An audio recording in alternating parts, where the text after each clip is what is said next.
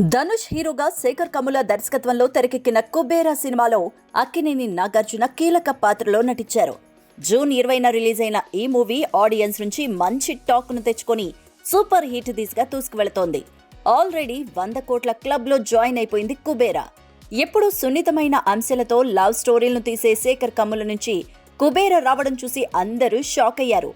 Kubera success తో ఎంతో ఆనందంగా ఉన్న శేఖర్ కమ్ముల రీసెంట్ గానే ఓ ఇంటర్వ్యూలో పాల్గొని పలు ఇంట్రెస్టింగ్ విషయాలను వెల్లడించారు. గతంతో పోలిస్తే ఇప్పుడు అన్ని విషయాల్లో మార్పులొచ్చాయని, ఒకప్పుడు 20 ఏళ్ల వారికి తెలిసే విషయాలు ఇప్పుడు 10 ఏళ్ల పిల్లలకే తెలిసిపోతున్నాయని, జనరేషన్ చాలా మారిపోయిందని, కథ రాసే ముందు అసలు ఈ జనరేషన్ కు తగ్గ కథ రాయగలనా అని అనుకున్నాన్ని చెప్పారు.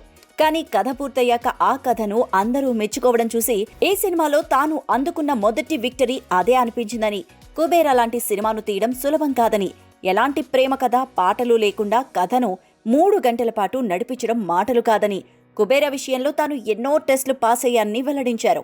సినిమా రిలీజ్ కు ముందు తానెంతో టెన్షన్ పడ్డాన్ని, కానీ మూవీకి వచ్చిన రెస్పాన్స్ చూసి చాలా సంతోషం వేసిందని శేఖర్ కమ్ముల వెల్లడించారు.